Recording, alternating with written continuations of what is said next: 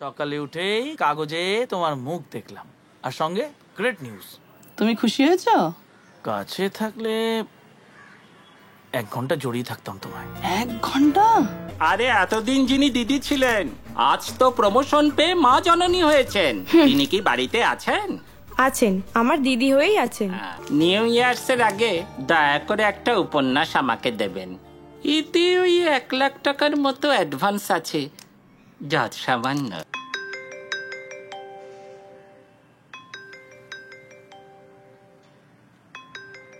লক্ষ্মী, হ্যাঁ দিদি, ফোনটা দে তো। দিচ্ছি দিদি।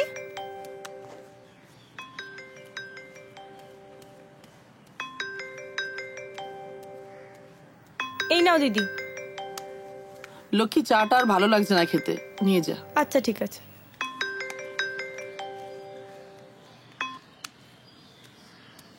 সুপ্রভাত জয়ন্ত বাবু। হ্যাঁ ম্যাডাম, ভেরি ভেরি সুপ্রভাত। ডবল সম্বোধন কেন? আজকের সকালটা বিশেষ সকাল বলে। মানেটা ঠিক বুঝলাম না। তার মানে খবরটা আপনি এখনো জানেন না? কি খবর? কাগজ দেখেননি আপনি? এখনো দেখা হয়নি। তা খবরটা আপনার মুখ থেকেই শুনি। আপনি তো আপনার কুয়াশায় জ্যোৎস্না উপন্যাসের জন্য এবছরের একাডেমি অ্যাওয়ার্ডস পেয়েছেন। তাই? দেখুন দেখুন, এখনই কাগজটা দেখুন। ফ্রন্ট পেজে আপনার ছবি দিয়ে বড় করে নিউজটা বেরিয়েছে। এক্ষুনি দেখছি। ধন্যবাদ। ধন্যবাদ। লক্ষ্মী, খবরের কাগজটা দিয়ে যাও তো।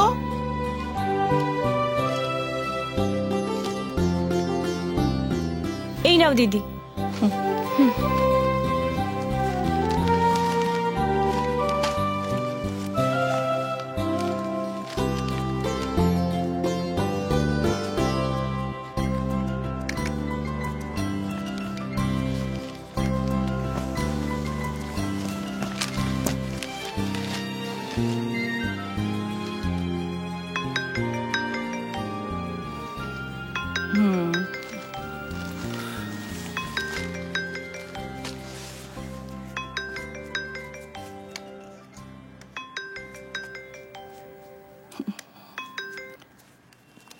হ্যাঁ বলো। আচ্ছা, আপনি কি একাডেমি অ্যাওয়ার্ড উইনার? আমি কৌশিক মিত্রর বান্ধবী। সকালে উঠেই কাগজে তোমার মুখ দেখলাম, আর সঙ্গে গ্রেট নিউজ। তুমি খুশি হয়েছো? কাছে থাকলে 1 ঘন্টা জড়িয়ে থাকতাম তোমায়। 1 ঘন্টা? আমি তো মরেই যেতাম। বালাই শার্ট। আচ্ছা ঠিক আছে, চলো 1 ঘন্টা না, 59 মিনিট।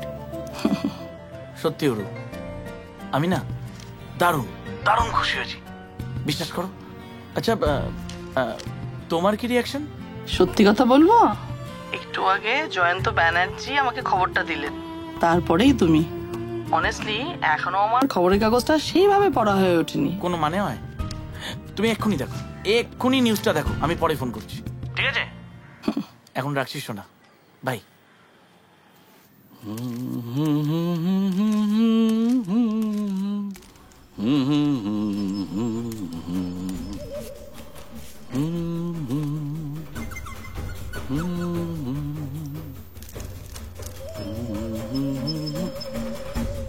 আপনি? বলছি মা জননী আছেন? কে? আরে এতদিন যিনি দিদি ছিলেন, আজ তো প্রমোশন পেয়ে মা জননী হয়েছেন। তিনি কি বাড়িতে আছেন? আছেন, আমার দিদি হয়েই আছেন। হ্যাঁ। বসুন, ডেকে দিচ্ছি। ও, আপনার নামটা জানো কি? চিরাচরিত মাখন নন্দী। বাবা, এত বড় নাম! না না, নাম শুধু মাখন নন্দী। ও,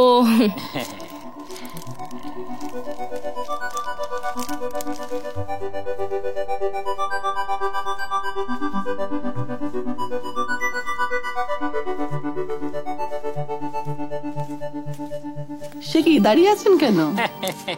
অঞ্জলি তো দাঁড়িয়েই দেয়। আমার এই পুষ্পস্তবক আপনাকে আমার মানে অঞ্জলি, দয়া করে গ্রহণ করে আমাকে ধন্য করুন মা জননী।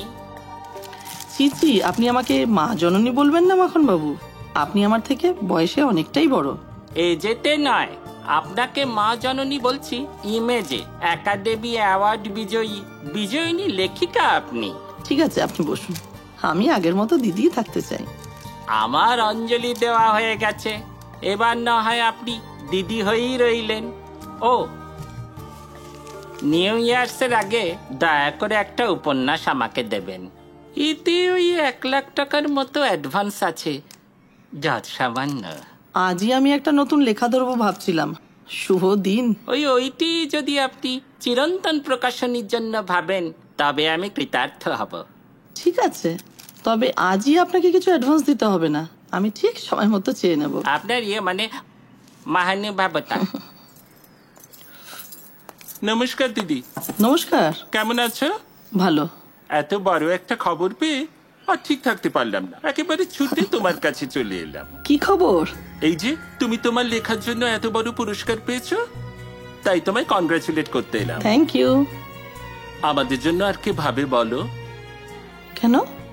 আমি ভাবছি তো, এর পরের উপন্যাসটা আমি তোমাদের নিয়েই লিখবো। সত্যি?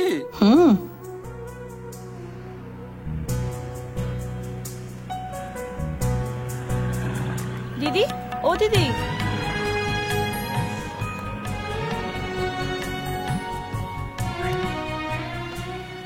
বলছিলাম যে আজ কি তোমার জন্মদিন গো? এই কথা হঠাৎ তোর মনে হলো কেন?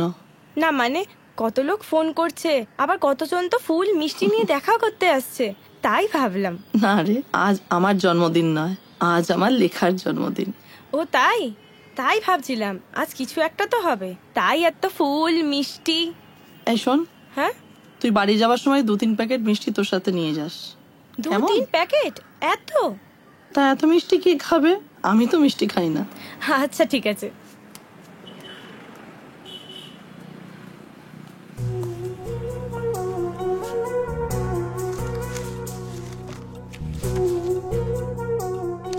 ইরফান খানের বাড়িতে যেদিন আমি প্রথম গুঞ্জনকে দেখলাম, তখন ওর বয়স ছিল 16। বহেন ঠিক কথা রেখেছেন, আসবো বলে ঠিক টাইমলি এসেছেন। বহিনকে কেউ আপনি বলে বুঝি? আজ থেকে আপনি আমাকে তুমি বলবেন। গুড, আজকে যখন পারমিশন পেয়েছি এবার থেকে আমি তুমিই বলবো। হ্যাঁ আঙ্কেল, এই গুঞ্জন বেটি এর টফি তুমি কোথায় পেলে? আমি কারাটে কম্পিটিশনে ফার্স্ট হয়ে ট্রফিটা পেয়েছি আঙ্কেল। वेरी गुड, कॉन्ग्रेचुलेशन, तूने तो कमाल कर दिया। Thank you, thank you. Uncle, উনি কে? উনি আমার बहन, তোমার আন্টি। হ্যাঁ, হাই আন্টি। হ্যালো গুঞ্জন। থাক থাক থাক, আমার অনেক শুভেচ্ছা নিও। কোথায় থাকো তুমি? পাশের পাড়ার রায়চৌধুরী পরিবারের মেয়ে আমি।